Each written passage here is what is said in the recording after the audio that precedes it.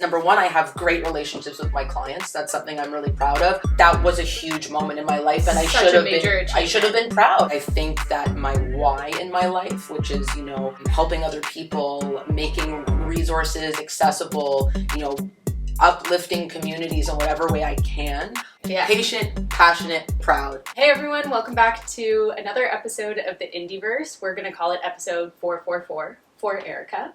My guest today is Erika from Misasi Legal, and she's going to talk to us all about being a lawyer. But before we get into all the questions that I have, I'm going to turn it over to her to introduce herself. Hi everyone, my name is Erika Misasi. I'm the founder and principal lawyer of Misasi Legal.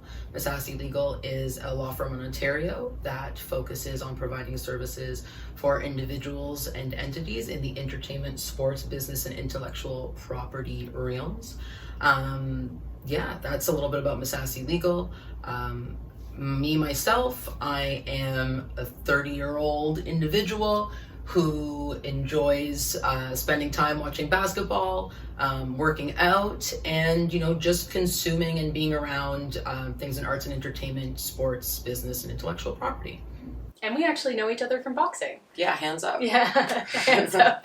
That's how I got a black eye last week. My hands were not up. So now you know to keep them up. Now Not you. I mean the general. The general. People. The general up. people. Yeah. Hands up. Look, that's rule one. So Erika actually runs her own law firm and started that out of law school. No, you worked somewhere else first. Yeah, I can tell you a little bit about that. about Walk us through your career. Yeah, so it feels like, to be honest with you, Misasi Legal has been my main legal career, because I only practiced for 10 months prior to Misasi Legal. So I graduated from law school. I decided to do the LPP out of TMU, and what's really cool and unique about the LPP is that it's the only other avenue in Ontario to become licensed outside of articling.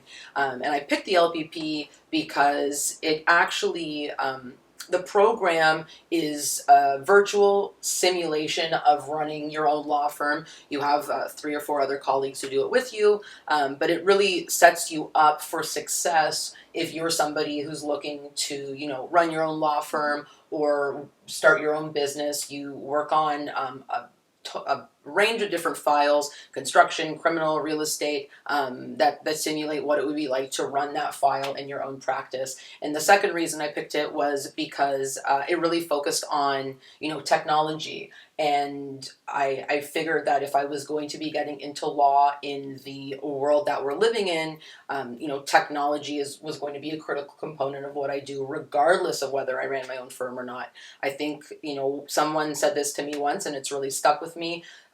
In 2024, 2022, 2021, when I started, if you're going to be a lawyer, you need to be a technology lawyer. You can't be a lawyer without, being able to use technology to further your practice and to make sure that you're meeting all the needs of your clients. And for lawyers out there, or people who are students at law or are thinking of becoming a lawyer, that's actually part of the rules of professional conduct. So, it's a little bit deeper than me being like, I think you need technology. It's if you want to provide the best, most competent services for your clients, especially in the age and the period that we're in, that's something that you need to know how to do. So I figured the LPP would be a great, it would be a great experience for me for those 2 reasons. Yeah. And then, sorry. Definitely, technology's not going anywhere. Yeah, it's not going anywhere. It's here to stay. If you didn't know it before you watch this, you know it now. That isn't legal advice, and it's not illegal anything. It's just a fact. I guess that sounds legal, but you get what I'm saying. Disclaimer: none of this is legal advice. Yeah, nothing is legal advice. It's just advice about being a lawyer and what it's like to go through that process. So yeah, after the LPP, it's a little bit about me. But no, after the LPP, I started working at a cloud computing company. I worked there for 10 months. I was the first lawyer that they had ever working at the company. So I, created a lot of their legal templates, legal precedents, set up, the legal framework for the organization. And 10 months into it, I had this, moment where I realized if I can do this for another company, I can do it for myself. Yeah. So I woke up one day, handed in my 2 weeks notice.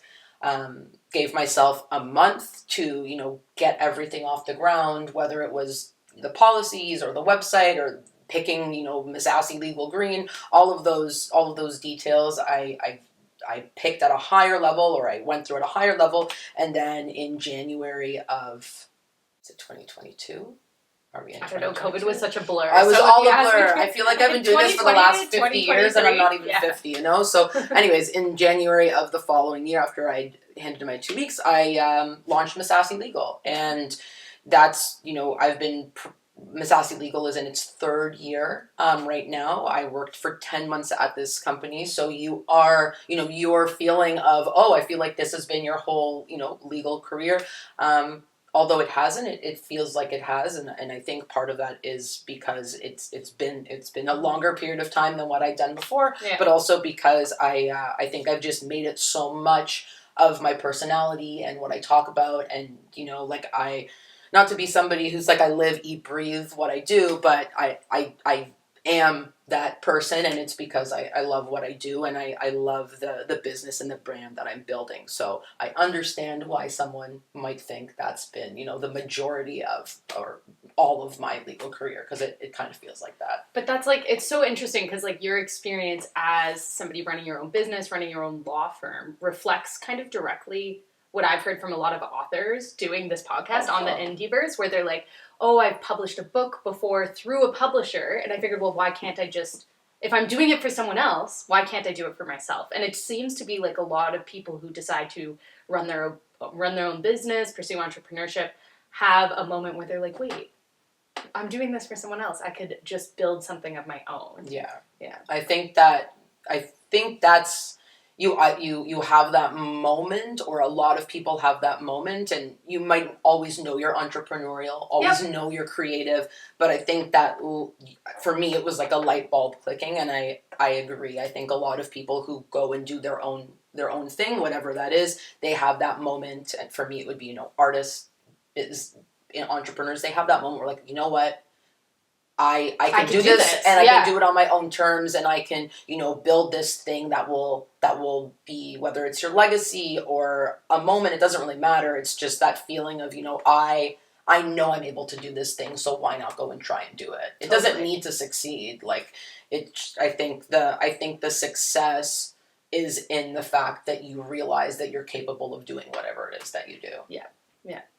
So being a lawyer obviously takes a lot, emotionally, physically, academically. We already covered the academics, I guess, but what do you think, if somebody were to come to you and say, hey, I want to be a lawyer, what advice would you give them? What would you tell them?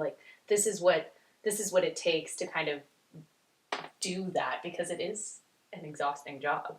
Yeah, I think that's a great question. I think, if somebody, I spoke to some high school students recently who were thinking about becoming a lawyer, or if they were considering, law school and what that looks like. And I think the first thing I'd say to somebody was not how badly do you want it, but why? Why do you want to go and do this thing? Is it because you think as a lawyer you're going to make a lot of money? Right. Is it because you think that as a lawyer you have this label that gives you notoriety or makes people, listen to what you say? Or is it because you feel like you are capable of doing this thing, and the change that you can make with it is change that you want to be making? I think that why piece is really important. To be honest with you, when I first, I didn't necessarily want to be a lawyer my whole life. That was not my goal. But I think that my why in my life, which is, helping other people, making resources accessible, uplifting communities in whatever way I can. I think once I realized my whys and why I do what I do, why I act how I act, why I like what I like, I think that for me was the moment of, I actually would be really good at this thing, because those are the roles that you play as a lawyer. So I think the first thing I would say is why. I think, from the emotional, mental, physical perspective, it's a taxing profession. Law school is not easy. Getting into law school, so let me back up. Getting into law school isn't easy. A lot of people find university and undergrad difficult enough. You have to have, reasonably good grades in undergrad, and if you don't have reasonably good grades, you need to like get flying high marks on the LSAT. There's a lot of barriers to entry to law school, and I think that you need to be prepared for the journey that it takes. You do 4 years of undergrad, you go through all of these exams and these applications, and then you're back in school for another 3 years. So just being prepared for the journey. And then once you're done those 3 years, you have to, do the bar exams, and you have 2 of those, and that's another sort of piece to it. And then once you're done the bar exams, you article or you do the LPP, and it's just this constant understanding of this profession. I don't want to say there's no destination, but law is a practice, which means it's something that you're always going to be doing. You always are going to be getting better. It's not like you're ever going to finish a course, they're going to give you a certificate, and it's going to be like, all right, done, I am this now. No, never. And, even as as lawyers, part of our obligation is to do continual professional development programs. So we always need to stay learning. Yeah. So that's another piece, like, do you love to learn? Do you love to read? Do you love to write? And, if it's authors who are watching, that's probably like, slay, I love reading and writing. But do you love to do those things and make that, really a massive portion of what your day is? Somebody asked me recently, oh, you do entertainment law, is it glamorous? And I was like, if you find sitting... I'm rolling out on red carpets all the time. I'm not. I don't even have a red carpet at home. It's green, so I'm never walking on a red carpet. But that's a lie. I did walk on one once, but that's neither here nor there. And the red carpet wasn't for me. It was for the celebrities. But you walked on it. But I did physically have my shoes on it. Yes. But no, I sort of forget where I was going with that because I got a little silly. But, is that something that you want to be doing day in and out? Okay, The glamour. I came back to it. Someone asked me if it's glamorous, and I said, if you find sitting at a desk with 2 screens, reading pages of contracts every day, all night. If you find that glamorous, that's really cool. You're Beyonce. That's really cool. But it's not glamorous, but it is rewarding, and I think that's the piece that I really love about it, is that I wake up every day excited to do what I do. I wake up every day knowing that I'm making an impact, regardless of how big it is, regardless of how many people I'm helping individuals, companies, entities, map their way and navigate their way through their contracts or their issues or anything that they bring to my desk. So, if you're looking for glamour, it's definitely not. You might not find it in law, but you'll find something. You'll find something, that's for sure. But yeah, I think that's what I would say. Like, your why, knowing how much you have to go through before you get where you think you want to be. That's what I would say. So on the subject of like finding your why, you went through your why a little bit, but why sports and entertainment? Yeah, specifically. That's a great question. My why, I realize I'm saying a lot, so sorry. I'm sorry about that. I'm sure she'll cut it out, but I apologize in advance if she doesn't. I say I'm a lot too. I don't usually, but anyways, so why sports and entertainment? To be honest with you, I always have wanted to be in the entertainment industry, and I think entertainment and sports, although they are different, they definitely go hand in hand. Yeah. Always wanted to be in the entertainment industry. I spent most of my life prior to law school in the arts. I was a dancer for 18 years, played guitar, played clarinet, wrote a lot of poetry, wrote my sister a children's book when I was much younger. Spent a lot of time in theater. I went to high school for theater. And my goal at the time was actually to be an award-winning, Oscar-nominated and winning actress. I had my Oscar speeches ready. I would cry when the Oscars were on because I was like, you're like, that's me. That's me. Like, why is that not me? I've always been somebody who's very passionate about the arts, both at myself as an artist, but also about supporting other artists. Mm-hmm. And when I was in high school, I was taking a law course. My mom is a commercial real estate lawyer, so I've always had that, legal influence in my life.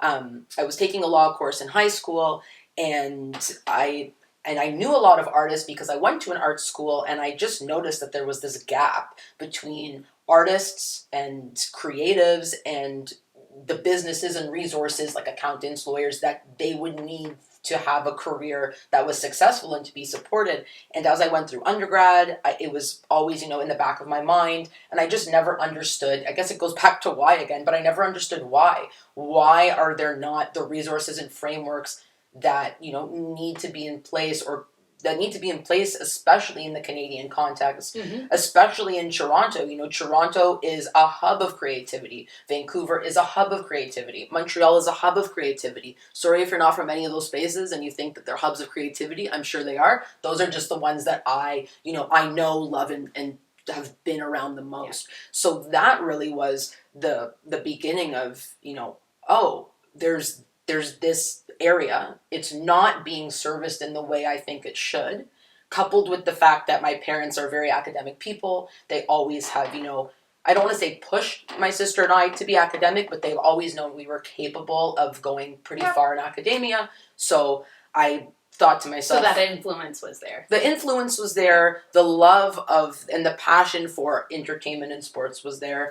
And I just figured, well, if I love this thing and I want to be in this industry, why not go and do something where I can, enter the industry in a different way? Right. So I went to law school knowing that I was going to do entertainment and sports. That was never... You can ask anybody I went to law school with.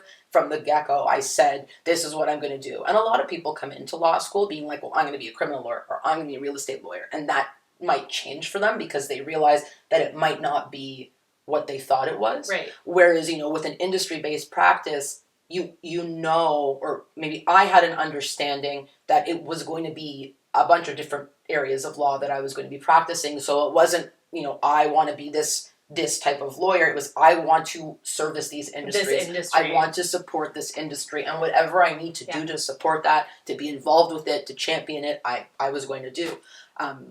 Super fortunate that when I went to Windsor Law, they had it was the inaugural sports and entertainment course there, and I was fortunate enough to be in that course, and that really opened my eyes to the sorts of problems and issues that you would find in these spaces. And while I was in law school, I absolutely fell in love with basketball. So many people ask me if I played basketball growing up, which is hilarious because I'm I'm average height for a woman, but I'm not tall. But you're not. I was you're not 6 foot. I'm not 6 foot tall. I'm not the next Wemby. I'm not 7'8" or whatever. He's actually 7'2". Not to get technical, I believe that's his height right now.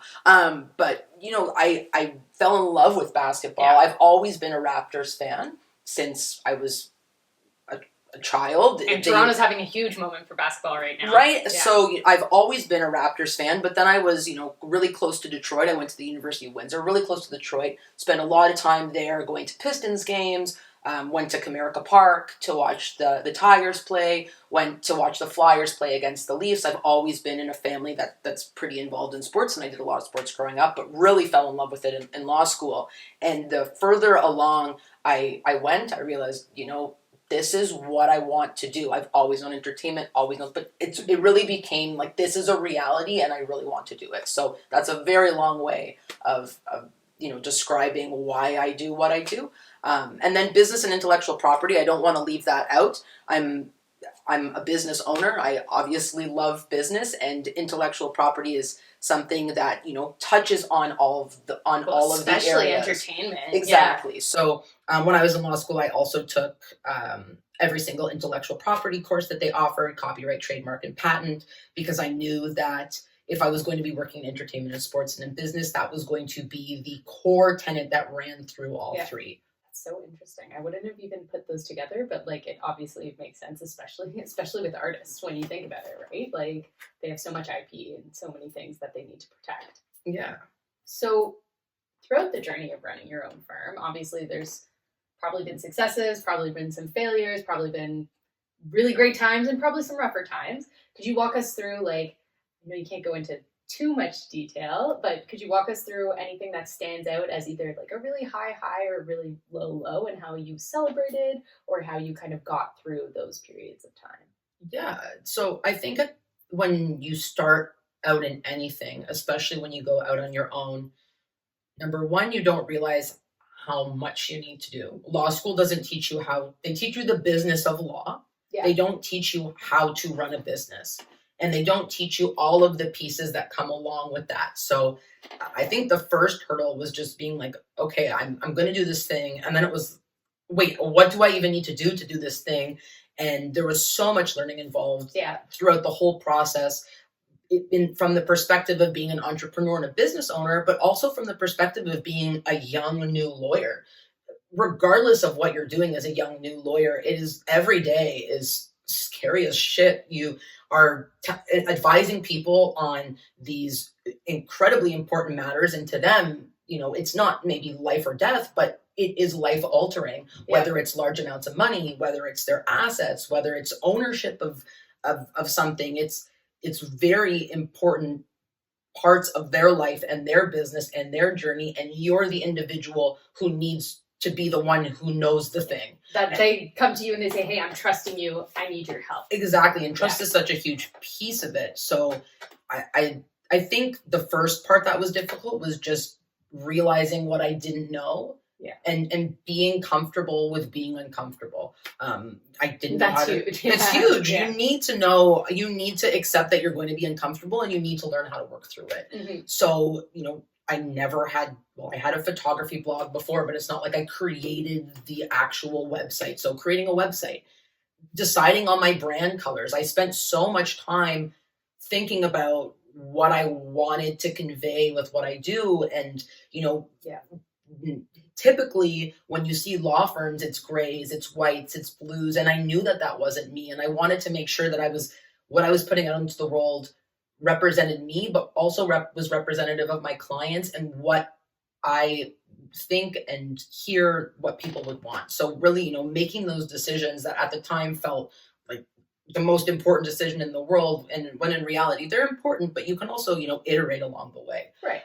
So that's one part. I would say the other challenge is, especially when you're by yourself, when you don't know how to do something, or when you're it's a legal problem that you've never dealt with before, figuring out how to navigate that, figuring out how to ask for help, finding mentorship. I'm really fortunate because I have in my opinion, one of the best lawyers, if not the best lawyer I know, as a mentor in my mom, but not everybody has that, in their network. And that can be really difficult regardless of the profession that you're in, having somebody that you can go and say, hey, what do you think about this thing? Hey, would you do this? Like, what's the approach you would take? I think that was something, and even to this day, part of the reason I joined, so I'm part of a women's professional networking group called Monday Girl. Part of the reason I joined Monday Girl was because I wanted to have more opportunities to find mentorship. I think when you are in a profession that people go to and they think that these things, it's hard to find mentorship because there's a certain level of mentor that is required, but also it's just difficult to ask for help. I'm not sure lawyers are, the ideal candidates for people to say, hey, I need some help with this. Yeah. At least not me. I'm getting better, but I would say that's difficult as well. And then, when you're on your own, regardless if you're a lawyer or not, there are days where, well, not anymore, but in the beginning, there are days where nobody calls you. There are days where nobody views your posts. There are days where you feel like, does anybody know that I do this thing? And is anybody ever going to call me about it? Yeah. And those days are hard because it's your livelihood. It's what you care about. You go out on your own because you want to be doing the thing, not because you don't want to be doing the thing. If you don't want to do the thing, don't be an entrepreneur, because you're going to be doing the thing all the time. and other things you don't expect. Exactly, right? Yeah. So, that one for second. me. This 1 second. Not to interrupt everything. That's okay. It's Did it die? No, it just it cuts out after a certain amount of time. This is why I film on both. SpongeBob. 2 minutes later. We do some BTS. This is a shirt I bought while I was in Greece. And it's so cute. It's really cool. It's green, just like my pants, colors, just like my shoes, and my socks. My 444 socks. Shout out to 444. Stay pretty. I love to wear green because it's representative of my brand. It's representative of, I need to shrink down for that one. Representative of the values that I care about: nature, trust, calming, all of those pieces. So I either wear green it's not even like when I'm doing this. It's every single day. Can vouch. She wears green a lot. I'm wearing green, and if I'm not wearing green, I'm wearing something to represent Toronto. I'm really passionate about Toronto, whether it's sports, entertainment. It doesn't need to be any of those things, just everything about the city. I was born here. I grew up here. I had to leave for school, but I'm really passionate about the talent we have here. I'm really passionate about, making sure that we have the resources that we need in the city and showing the city that I love it. So any chance that I can get, I'm either wearing green or Toronto item. Usually it's basketball related. And if it's not a Toronto related basketball item, it's WNBA related. We're getting in a WNBA team. Woo! So soon I'm going to be decked out from head to toe in that swag. But that is... Women's sports is having a moment right now in Toronto.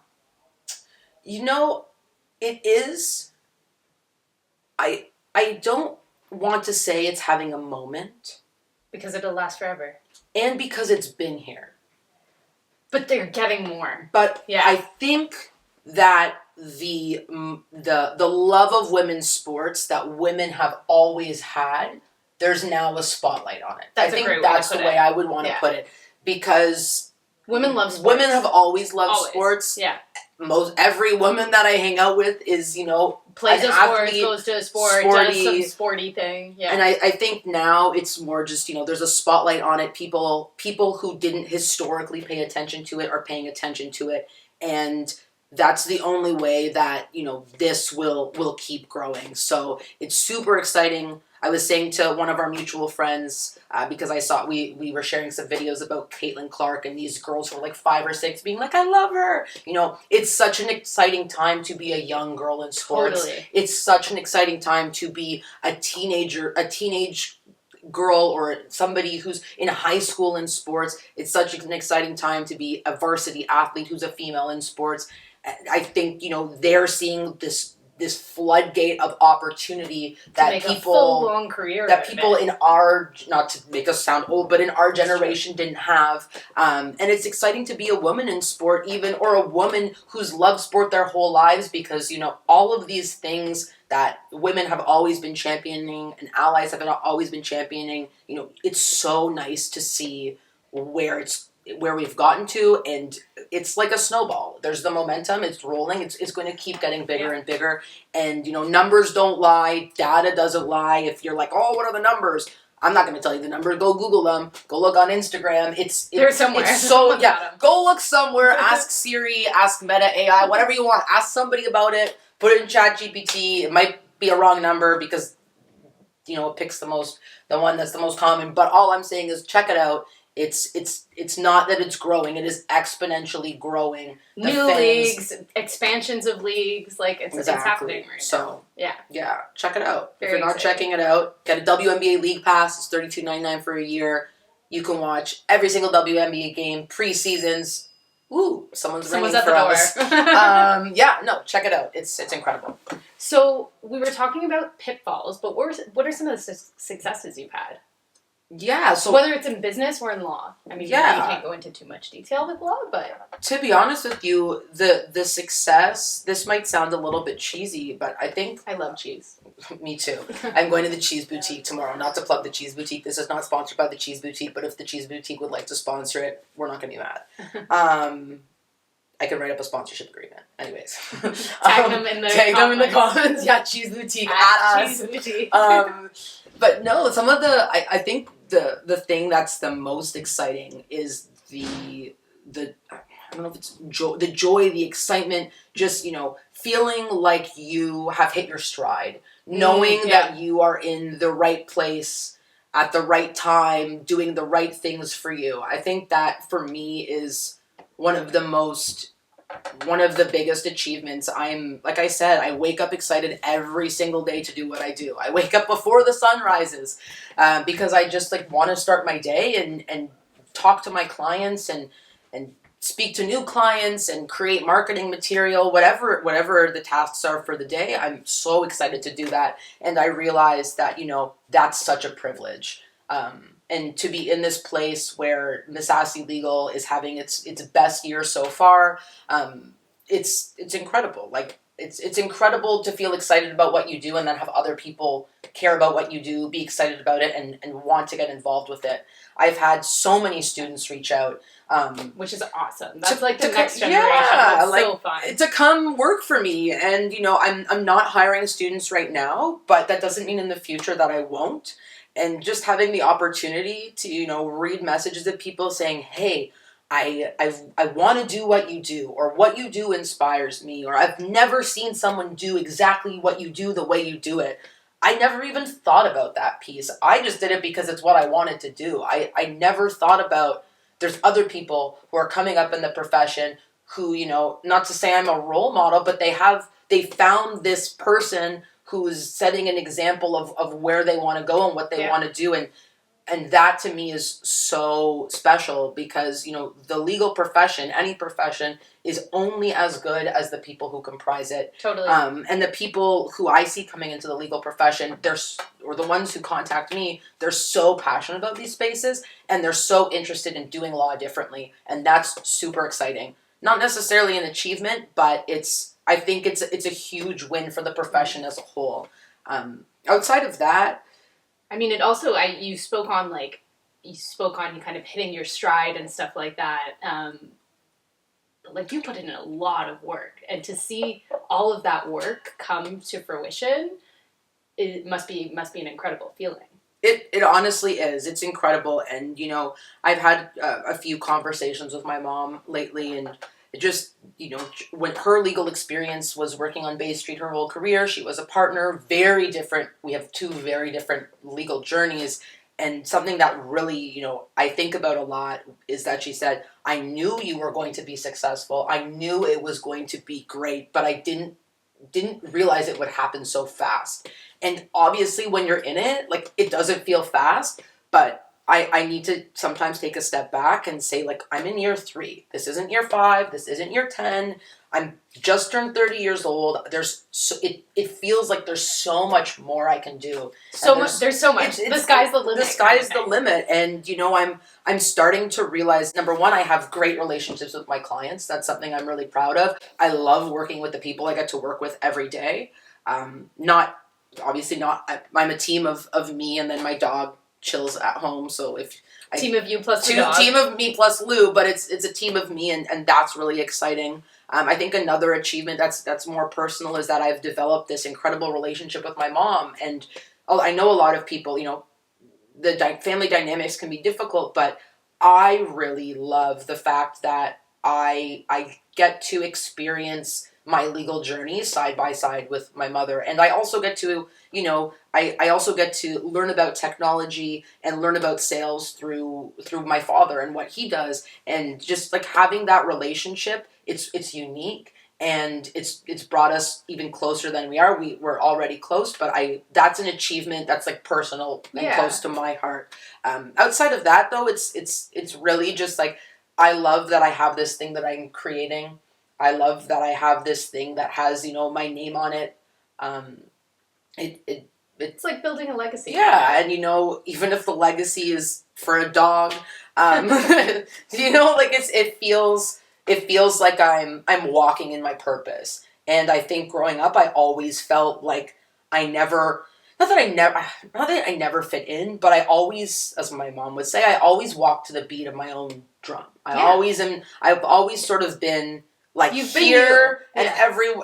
and maybe the rest of the group was here, and I feel like I finally have found my place in the world and in what I do, and that being comfortable with yourself, and that is a really, really special feeling, and like I said about loving what you do, it's a privilege to be able to do that. So I would say those are the big achievements. There's a lot of things coming up that I'm excited about. There's a few things, I don't know why I use the word noodling. I never used it in my life, but year 3, I'm Noodling. noodling this thing. There's a few things that I'm really excited. I know. Maybe it's because I love pasta. I don't know. But I'm. Oh, now I want pasta. Cheese and pasta. Cheese boutique. pasta. Cheese boutique sponsor us. Okay. And get a pasta company to What do sponsor you us mean? too while What you're do at you it. mean? Alex's Pasta Company. Double Zero Pasta. Double Zero Pasta. Check Linked it in the out. comments. Literally linked below. Yeah. You want to know how to make gnocchi the best way? Look at her reel. It was actually fire. I watched it at least 4 times, probably 444. But you know, That's anyways. Double Zero Pasta. Double Zero Pasta, linked below. Here. Yeah, no, there's things that I've been noodling that, you know, how can I do more with Miss Sassy Legal? Right. Whether, you know, I'm really involved in sponsorship. I'm proud of that. I like being able to support the industries that I work with in ways outside of legal services. Yep. I think that, you know, if you say you support these things, it's more than just the services you offer. It's how you spend your time, how you spend your money, Totally. how you live your life, being able to, you know, sponsor events, but also attend so many events, meet so many people who are in these spaces. That's very special and I think unique to my practice. But the other thing that I was speaking about in terms of noodling before we got on Rainbow Noodles was, you know, there's things that I want to do that I'm not sure I would be able to do in a traditional legal setting. There's some applications that I'm thinking of creating. Well, if this airs before Olivia gets home, you're the one engineering them. Love you, sister. She has no idea yet, but she's going to know soon. This is your heads up. Yeah, this is your heads up. So for a little background, my sister just graduated from software engineering from the University of Waterloo. One of the smartest people I know, and there's some ideas that I have that go beyond providing legal services, and I think that's really exciting. Having the opportunity to take Miss Sassy Legal wherever I want it, and not really wherever I want it, but wherever I see the value for my clients. So I'm really excited about that. More on that, you know, will come out as it gets built, but that's, you know, something that I'm really excited about. Just being able to speak with people in the industries that I work with and get their feedback and then say, you know, how can I do this? How can I do this thing? How can I provide a service or a product that goes beyond what I do as a lawyer? It's not something I've achieved necessarily right now, but it's something that I really look forward to achieving. And it sounds like such a client-centric approach, right? Like you said, I'm not going to quote it exactly right, but you said something along the lines of like, what would be best for my clients, right? And so whether it's the events you're hosting or things that you might be doing with Miss Sassy Legal in the future, that's not necessarily law, but maybe it's something else. Like your focus is clearly on your clients and like what would be best for them. And in something that's like some big corporate law firm, that might be a lot harder to do. Like I don't think you would be able to do that if you weren't on your own. Not the same way. I don't think. Yeah, because you have to do it within the framework of that organization. Exactly, and I think it's also a little bit more personal in the sense of every single. Well, there's nobody else there to talk to them. The dog. Yeah, she would just like bark, lose it, and then like roll on her back and be like, okay. And she's so cute, and they'd be like, oh, great advice. Great advice, exactly. But no, like there's so many. I have so many personal conversations with all of my client in the sense of, you know, what they're looking for in terms of agreements, what they're looking for outside of agreements, whether it's contract lifecycle management or how to do X this way. There's so many pieces that I am fortunate to learn about and to know about and to be privy to because I'm the one who's handling everything. Anything that comes into Miss Sassy Legal, it comes to me. Anything that goes out of Miss Sassy Legal, it comes from me. So that piece that's special. It's such a hands-on approach, and the fact that, you know, I also am somebody who is trained in the arts. I also am somebody who's trained in sports. I'm somebody who's trained in business. I'm somebody who's trained in IP. That those experiences and that knowledge isn't lost on me. I realize that really informs a lot of my practice, and I think my clients realize that as well. You also like are your client. Yeah, you know, like, and that's, you know what they want. You've been in their mentality. And even if I don't exactly know, I'm always asking. Yeah. That's part of the reason why I go to events. That's part of the reason why I speak on panels, and I try and get involved as much as possible, because I realize that in this period of my life, I am not necessarily my client, but I want to know what they want from their perspective. Being able to, you know, constantly have those conversations or to be in the same rooms or just, you know, asking somebody, how do you feel about this?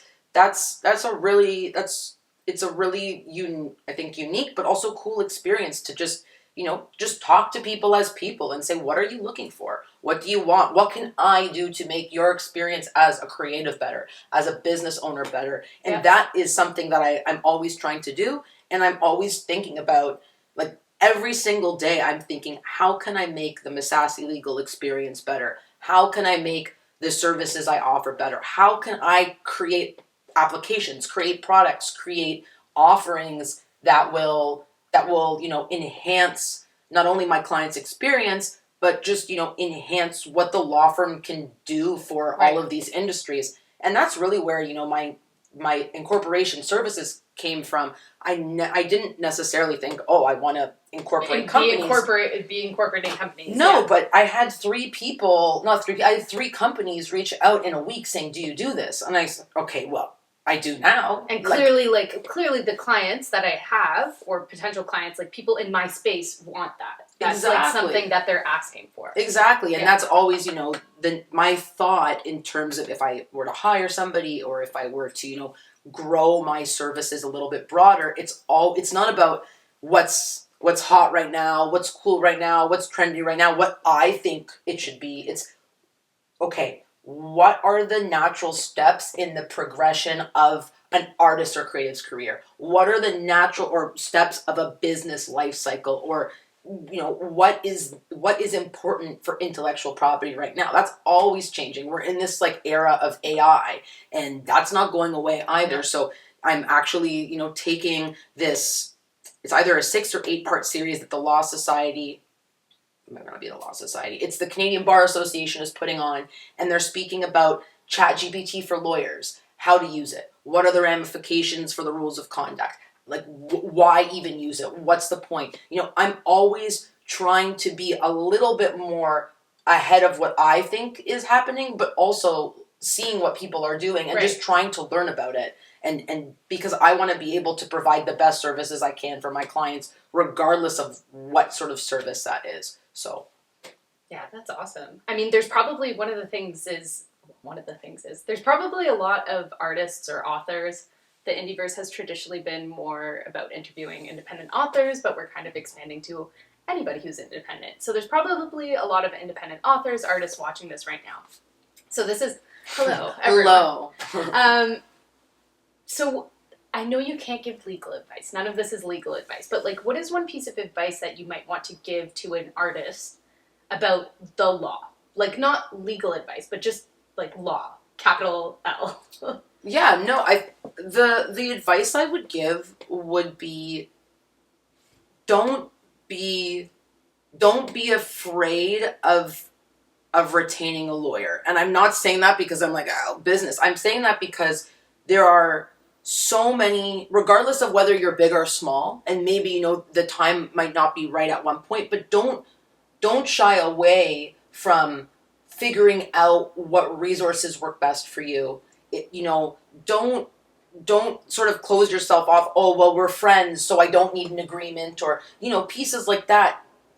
You are a business. Whatever you put out, that's your intellectual property. Those are your assets. That's your livelihood. You're going to be a business from the second you start being an artist. An artist is a business. A creative is a business. A business is a business. No kidding, right? If you're creating assets, if you're putting stuff out into the world, if you have rights to something, you want to make sure you're protecting those. So don't shy away from engaging with lawyers, even if it's not the right time. Go out there, see what people are doing, see if maybe today is not the right time. Have those conversations so that in the future that who you want to speak to. What they can help you with. Yeah, totally. And don't shy away from, writing things down and creating, even if it's the most simple contract, write stuff down. Make sure you know who owns what. Make sure you set up your relationships properly, because a lot of the time people will come to me when there's an issue. And that's great in the sense, prevented in a contract or something. Sometimes, yeah, that it's great in the sense that you realize, oh, you know what, I need somebody to enable me to get, or enable me to understand what this means, or to help me get through what this means. But before there's an issue, make sure you are aware of the ways to mitigate issues. And that doesn't necessarily mean that mitigation. Literally. And that doesn't mean that you need to have a lawyer, from the get-go, but just be aware of ways that you can mitigate risk and also, create relationships that are beneficial to you and the other party. Yeah. Well, you hit the nail on the head with everything you said, but one of the things that I think we forget a lot as artists or creatives or whatever is that we are a business. I got kind of like slapped in the face early with that one because I was living in Quebec at the time that I published my book, and if you use a pen name there, you have to register as a sole proprietor. You have to register the name that you're working under. And so right from the get-go, I was like, oh, this isn't just like I'm putting something out into the world and seeing how it goes. It's also I'm putting something out into the world, and I have to operate as a business. And there's a lot of sole proprietor. It's a little bit, once again, not legal advice, but it's a little bit easy. It's a little bit easier in the sense of like tax ramifications, filings that you need to do, than incorporating or being in a partnership. But there's still things that you need to do and things that you need to know. So just being aware of that is critical, especially as we enter this age of we don't enter this age. I sound like I'm from the Stone Age, but as we're in this age of technology, a lot is online. There's a lot more access to what you're doing. You might think nobody sees it, but somebody's gonna see it. Just be Everyone's aware. personal FBI agent. They're all reading it. I'll leave that one with you. But yeah, no, it's just be aware. If you're putting something out into the world, be aware what your rights are to it. Make sure that you've done your due diligence. Yeah. So I have one last question for you. If you could go back to the day before you started Missassy Legal, what piece of advice would you give yourself and why?